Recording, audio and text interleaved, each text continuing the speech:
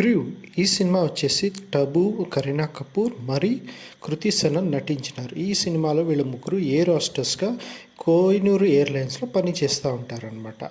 ఇక్కడ వీళ్ళకి జీతం సరిపోక ఒకసారి వీళ్ళు ఏం చేస్తారు, స్మగ్లింగ్లో చేయడానికి ఒప్పుకుంటారనమాట. ఒప్పుకున్నాక గోల్డ్ స్మగ్లింగ్ అని చేస్తారు. చేసినాక వీళ్ళు కొంచెం దీంట్లో వీళ్ళు అక్కడ ఎస్కేప్ అయిపోతారు. వాళ్ళు ఇరుక్కుపోవాల్సింది, బట్ ఏదో కారణాల వల్ల వీళ్ళు ఇరుక్కొని పోరు. సో అక్కడ ఎస్కేప్ అవుతారు. మళ్ళీ ఇక్కడ ఈయన వచ్చేసి కోహినూర్ ఎయిర్లైన్స్ ఓనర్ వచ్చేసి విజయ్ వాలియా. ఈయన వచ్చేసి ఇక్కడ కంపెనీ లాస్లో ఉందని చూపించి విదేశాలకు వెళ్ళిపోతాడు. ఆయన ఇండియాకి ఏ రకంగా పిలుచుకొని వస్తారనేది ఈ సినిమా స్టోరీ అనమాట.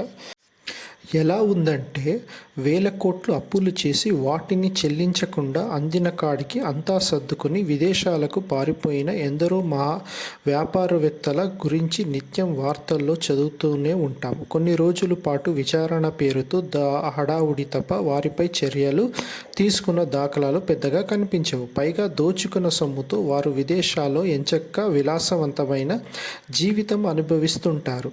మరోవైపు వారిని నమ్ముకొని చివరకు సంస్థ దివాళా తీయడంతో రోడ్డున పడిన వాళ్ళు ఎందరో. అలా కష్టాల పాలైన 3 మహిళలు కడుపు మండి దోచుకున్న డబ్బుతో సహా నిందితులను భారత్కు ఎలా తీసుకొచ్చారన్న విషయాన్ని అత్యంతంగా అలరించేలా నవ్వులు పంచుతూ తీర్చిదిద్దడంలో దర్శకుడు రాజేష్ కృష్ణన్ విజయం సాధించారు.